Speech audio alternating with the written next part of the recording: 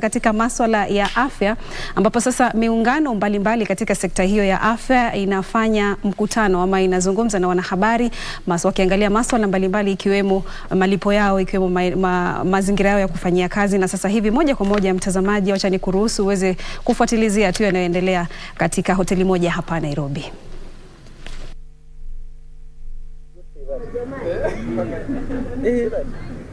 Number one. Number two is that you cannot have a nurse being paid 50,000 and another one being paid 20,000, seeing the same patient, making the same bed, the same drug. Where is the justice in that? Then when another pandemic comes, you expect them to sacrifice themselves and their families for that. So we are not going to allow that, number one. Number two, if you are putting governors on notice, because we know very clearly we had people in that conference in Naivasha who told us what went about. The Ministry of Health, national government, was very, very open to changing the terms to PNP. It is the governors who refused that. And they must know that we know their ill motives why they refused that.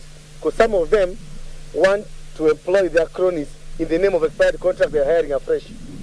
They are using healthcare workers and their plight and their employment to reward their cronies, which is very, very wrong. Get that?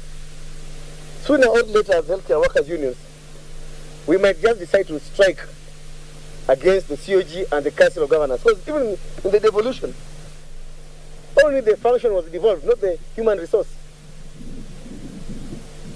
I think we have been very, very patient with them. It's time now for us as unions to also go on strike the way they have gone on strike. Because whatever they are doing is that they have gone on strike. There's no other thing to explain why one arm of government in charge of policy and directives is saying one thing, another arm is saying the other thing, leaving us in the middle suffering and lost.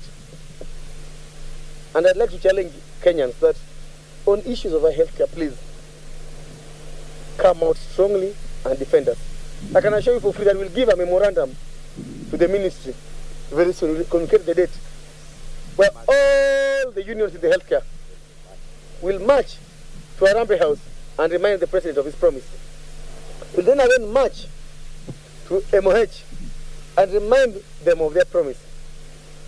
Then finally, we'll have a march of our lives, a march to ensure that our rights as workers and the rights of Kenyans are upheld by people who genuinely care about the plight of our people. Because some of these folks who keep on harassing healthcare workers, making us to strike every other day, they don't have good intentions. Because why otherwise would you mistreat a nurse, a doctor, or a clinician? Then when you fall sick, you rush across to a private hospital.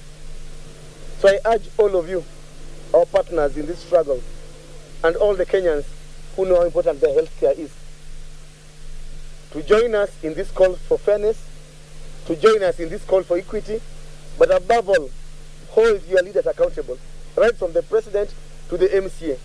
Let us call out these selfish governors. Thank you.